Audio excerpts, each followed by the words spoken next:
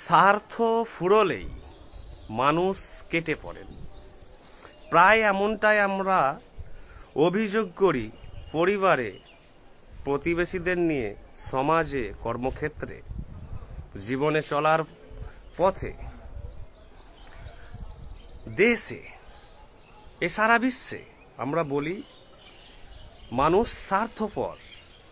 অর্থাৎ মানুষ তার নিজের ব্যক্তি স্বার্থের জন্য সে এটা করেছে, সে এই জন্য এই পরিস্থিতিতে এমনটা করেছেন, আচার আচরণ আমরা অভিযোগ করি, আমরা ক্রিটিসাইজ করি যে মানুষ স্বার্থপর। সেই মেয়েটি স্বার্থপর, সেই বউটি স্বার্থপর, সেই শ্বশুর স্বার্থপর, সেই শাশুড়ি স্বার্থপর, সেই হাজবেন্ড স্বামী স্বার্থপর, সেই নেতৃত্ব রাজনৈতিক স্বার্থপর,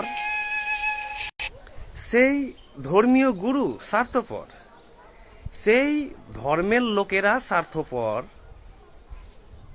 এমন কেউ নেই যিনি স্বার্থপর নন।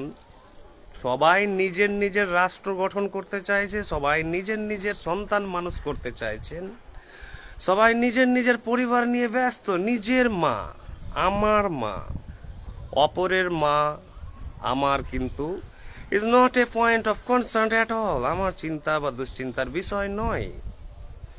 সবকিছু আমার আমার আমার আমার ইগো, অর্থাৎ আইনেস, আমি। পৃথিবীতে এমন কোনো ব্যক্তি আছেন বা ছিলেন বা আসবে যিনি স্বার্থপর নন? কতটা স্বার্থপর? মোটামুটি বা আংশিকভাবে না। প্রত্যেক মানুষ 100% স্বার্থপর, 100%, totally, completely, entirely, wholly and exhaustively. তার প্রতিটা কোষ, তার প্রতিটা নিউরন, স্নায়ু, তার প্রতিটা চিন্তন অর্গ্যান, সমস্তটাই হচ্ছে সেলফিশ। প্রত্যেক জীব, প্রত্যেক ব্যক্তি, মানুষ হচ্ছে স্বার্থপর। তাহলে কেন আমরা বলি যে অমুক নেতৃত্ব ধর্মীয় হতে পারে, রাজনৈতিক হতে পারে, অর্থনৈতিক হতে পারে, সাংস্কৃতিক হতে পারে, সমাজের বিভিন্ন স্তরের ব্যক্তিরা নাকি নিজের জন্য বাঁচেননি, তারা নাকি মানব কল্যাণের জন্য, জনকল্যাণের জন্য, মানব জাতির জন্য সমস্ত কিছু ত্যাগ করেছিলেন, বলিদান দিয়েছিলেন, উৎসর্গ করেছিলেন। তাহলে আমরা এমনটা কেন শুনি? শোনার কারণ হচ্ছে এটিও সত্য, কিন্তু এটি হচ্ছে বাহ্যিক সত্য, এক্সটার্নাল ট্রুথ, অর্থাৎ বাহ্যিক রিয়ালিটি, যে তারা নিজের জন্য কিছু করেননি, তারা সমস্ত কিছু করেছেন অমুক ধর্মীয় সম্প্রদায়ের জন্য, অমুক রাজনৈতিক সংগঠনের জন্য, অমুক পরিবারের জন্য, অমুক জাতির জন্য, অমুক বর্ণের জন্য, অমুক লিঙ্গের জন্য এরা নাকি বিলীন হয়ে গিয়েছিলেন অপরের জন্য। তাই আমরা বিভিন্ন মহাপুরুষ, প্রফেট, মেসেঞ্জার, ঋষি, সেজ, দার্শনিক, বিজ্ঞানী, সাহিত্যিক, মনস্তত্ত্ববিদদের বা সামাজিক কর্মীদের আমরা কিন্তু বিভিন্ন ইতিহাসে, সমাজে আমরা কিন্তু নাম শুনে থাকি এবং আমরা খুব গর্বিত হই যে তারা তাদের জন্য কিছু করেননি, সব মানব জাতির জন্য করেছেন। তাই কি ব্যাপারটি? চলুন এর একটি দার্শনিক, মনস্তাত্ত্বিক, বৈজ্ঞানিক একটি অনুসন্ধান বা তদন্ত, ইনভেস্টিগেশন বা এনকোয়ারি করা যাক যে সত্য কি আসলে। প্রত্যেক ব্যক্তি হচ্ছেন 100% স্বার্থপর। শুধু কি মানুষ না, প্রত্যেকটি electron, proton, neutron, subatomic particles, molecule, atom থেকে শুরু করে, কোয়ার্ক থেকে শুরু করে, এই মহাবিশ্বে যা কিছু উদ্ভিদ, কীট, পতঙ্গ, ইকোসিস্টেমে যা আছে, এই ইকোলজিতে যা কিছু অস্তিত্বশীল, এই মহাবিশ্বে যা কিছু অস্তিত্বশীল, প্রত্যেকটি ইন্ডিভিজুয়াল এন্টিটি হচ্ছে টোটালি, হোল হার্টেডলি কিন্তু সেলফিশ, অর্থাৎ স্বার্থপর, ইগোইস্টিক। মানুষ বা ব্যক্তি বা ইন্ডিভিজুয়াল যা কিছু করেন তা কিন্তু সম্পূর্ণটাই 100%ই নিজের জন্য করেন, সে কিন্তু অন্য কারো জন্য কিছু করে না। কিভাবে জানবো? আমি আমার সন্তানকে খুব ভালোবাসি, খুব স্নেহ করি, তার সাথে আমি খেলি, তাকে হাসাই, তাকে সময় দিই। তাই আমাকে পরিবারে বা আপনজনরা বলেন এ ডোটিং ফাদার, অর্থাৎ প্রচন্ড ভালোবাসেন এই বাবা। বাবা হিসেবে তিনি তার সন্তানকে প্রচন্ড ভালোবাসেন। আমি কি আদৌ আমার সন্তানকে ভালোবাসি বা স্নেহ করি, বা তার জন্য আমার কি সত্যি কোনো দুশ্চিন্তা, ভবিষ্যৎ নিয়ে অনিশ্চয়তা নিয়ে আসে? দেখতে বাহ্যিকভাবে আপাত দৃষ্টিতে অ্যাপারেন্টলি দেখে মনে হচ্ছে তাই বোধহয়। লোকটি, বাবাটি, মা তার সন্তানকে প্রচন্ড ভালোবাসেন, সে ফ্রেন্ডকে প্রচন্ড ভালোবাসেন, তার আত্মীয়কে, তার বাবা মাকে, বাবা মা সন্তানকে প্রচন্ড ভালোবাসেন। মোটেই নয়। আমি যখন আমার শিশুকে ভালোবাসছি, actually what is happening to me at that particular time, সেই সময় কি ঘটছে সাইকোলজিক্যালি অ্যান্ড এক্সিস্টেন্সিয়ালি, অবশ্যই মনস্তাত্ত্বিকভাবে কি ঘটছে যে আমার ভিতরের যে অবচেতন মনের যে অগণিত ব্যথা, পীড়া, পাওয়া না পাওয়া, দুঃখের কাহিনী, আনন্দ, হাসি, কান্না থেকে শুরু করে যে অবচেতন জগৎ আছে, সেই জগৎ নিজেকে সর্বদা ভালোবাসে।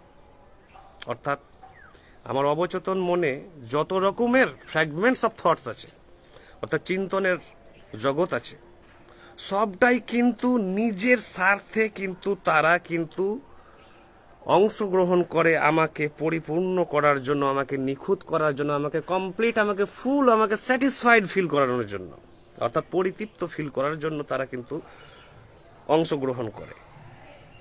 আমি যখন ভালোবাসছি কাউকে, আমার সন্তানকে বা অপর কাউকে, তখন সেই ভালোবাসাটা অ্যাকচুয়ালি আমার তৃপ্তি, আমার সন্তানের তৃপ্তি নয়, আমার বন্ধুর তৃপ্তি নয়, আমার মায়ের প্রতি যে কর্তব্য বা ভালোবাসা সেটার তৃপ্তি নয়, আমার নিজস্ব ভালো লাগা, অর্থাৎ আমার যে আহা মোমেন্ট ফিল করা, অর্থাৎ আমার যে প্লেজার অনুভব করা, আমার যে জয় বা ডিলাইট বা এক্সট্যাসি অনুভব করা, আমি সেটা পেতে চাই। সেই মুহূর্তকে, সেই মোমেন্টকে, সেই উচ্ছ্বাসকে, সেই অনুভূতিকে আমি রিনিউ করতে চাই, পুনরায় বারবার তাকে বাঁচাতে চাই এবং তাকে জাগাতে চাই এবং তাকে সৃষ্টি করতে চাই। এই কারণে যেহেতু ওই ফিলিংসগুলো, অনুভূতিগুলো, মোমেন্টগুলো আমাকে কিন্তু আহা মোমেন্ট দেয়, অর্থাৎ তৃপ্তি, সন্তুষ্টি, আত্মতৃপ্তি, সমস্ত দিক দিয়ে আমাকে প্লেজারে পরিপূর্ণ করে। আলটিমেটলি বেনিফিটেড কে এবং বেনিফিশিয়ারি কে?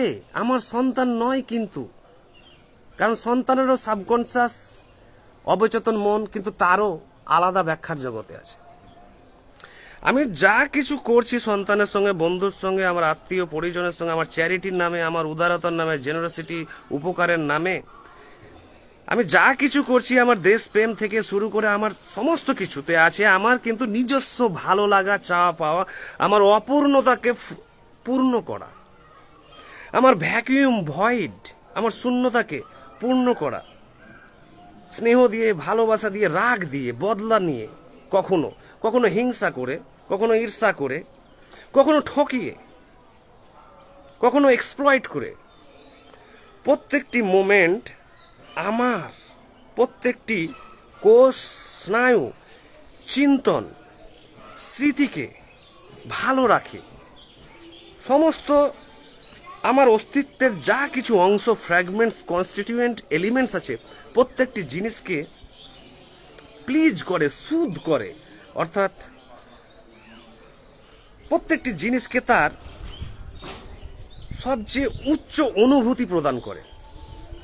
তাই আমি যখন কাউকে ভালোবাসতে যাচ্ছি, অ্যাকচুয়ালি আমি তাকে মাধ্যম করে আমি নিজেকেই ভালোবাসছি।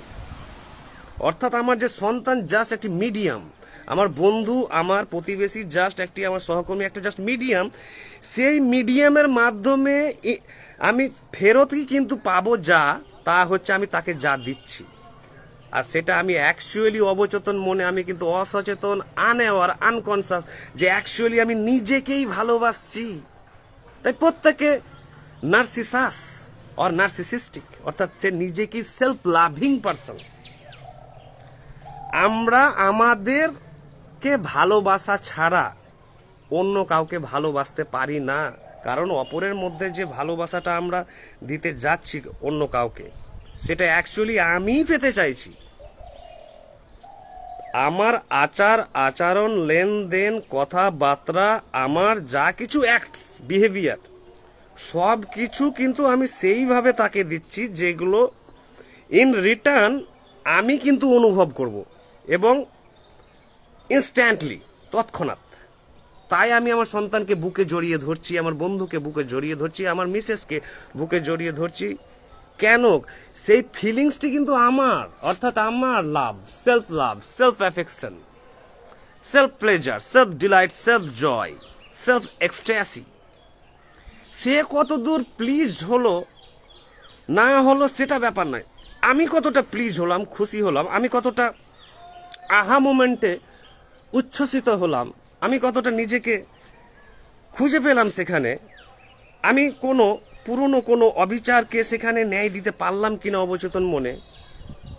টোটাল হচ্ছে সাইকোলজিক্যাল জগৎ, অর্থাৎ মনস্তাত্ত্বিক জগৎ, যে মনস্তাত্ত্বিক জগতে কোটি কোটি চিন্তন এইভাবেই কাজ করে।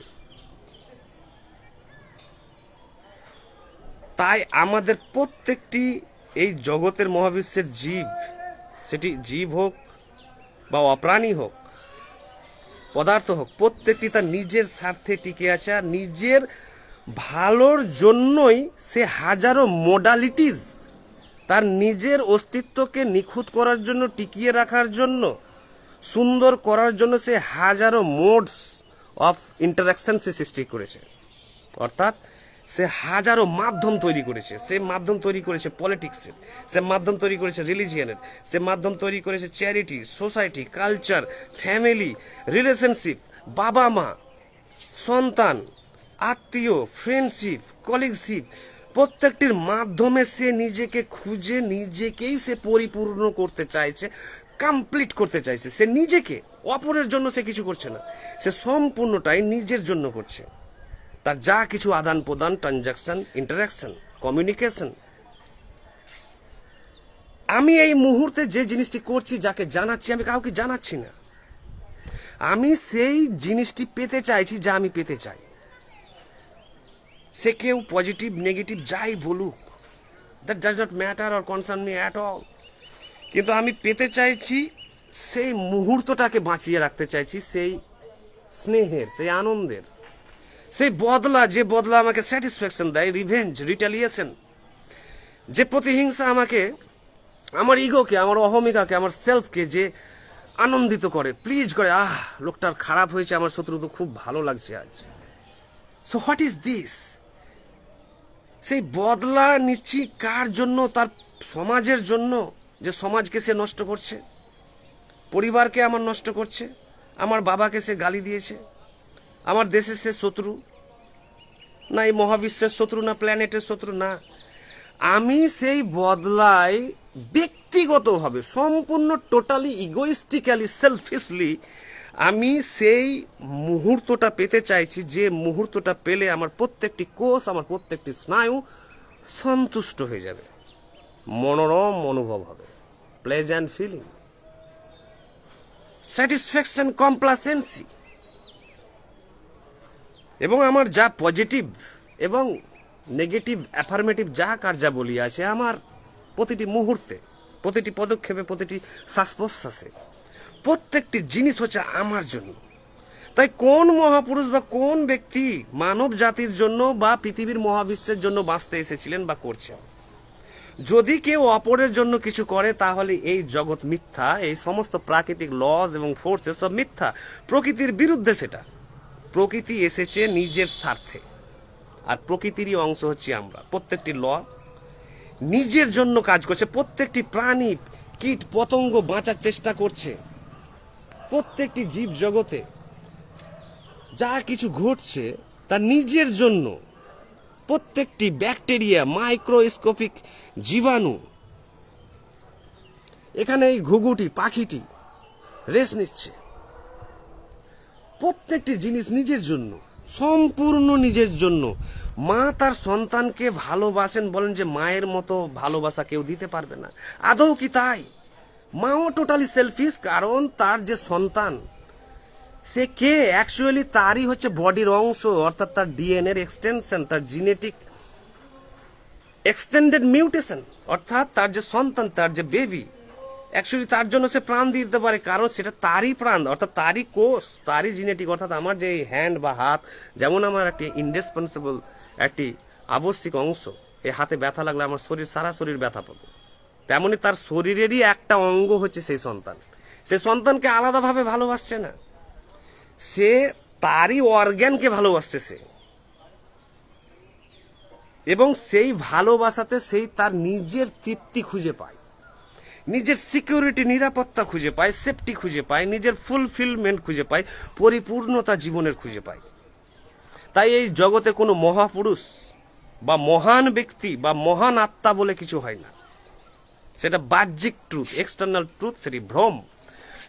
বাস্তবে অন্তরের অন্তঃস্থলে যে সত্য লুকিয়ে আছে এই প্রকৃতির অব্যক্ত জগতে, সেটি হচ্ছে প্রত্যেকটি জিনিস, যা কিছু এই মহাবিশ্বে অস্তিত্বশীল, প্রাণী থেকে অপ্রাণী, প্রত্যেকটি জিনিস নিজের জন্য এসেছে, নিজের জন্য আছে, এবং নিজের জন্যই সেই স্ট্রাগল করছে, তার সার্ভাইভালের জন্য। তার সার্ভাইভাল অর্থাৎ তার বেঁচে থাকা, টিকে থাকা তার নিজের জন্য। এবং এই বেঁচে থাকার যাত্রায় সে হাজারো মোডালিটিস, মোডস আর মিডিয়াম ক্রিয়েট করেছে, যেগুলোকে আমরা বিভিন্ন নাম দিয়েছি: সম্পর্ক, বাবা মা, আত্মীয়, সমাজ, সংস্কার, রাজনীতি, ধর্ম। এখানে কেউ কারোর জন্য বাঁচতে আসেনি, সবাই নিজের জন্য বাঁচছেন। প্রত্যেকটি ভালোবাসা, প্রত্যেকটি স্নেহ, প্রত্যেকটি ত্যাগ, প্রত্যেকটি সহানুভূতি, প্রত্যেকটি বলিদান, স্যাক্রিফাইস, সম্পূর্ণটাই হচ্ছে নিজের স্বার্থে। তাই প্রত্যেক ব্যক্তি 100% সেলফিশ, যেহেতু ইগো ছাড়া আর কোনো কিছুর অস্তিত্ব নেই। অর্থাৎ ইগো মানে অহমিকা, আইনেস, আমি শুরু, আমি শেষ। I am the alpha and the omega of this universe. যীশু খ্রিস্ট বাইবেলে বলছেন, I am the alpha and the omega. আমি শুরু, আমি শেষ। তা আমি কে? আমি হচ্ছি সেলফ, অর্থাৎ স্বার্থ। আমি হচ্ছি অহমিকা। আর এই অহমিকা, এই আইকে বাঁচানোরই লড়াই হচ্ছে মানব জাতির ইতিহাসের কাহিনী। Thank you.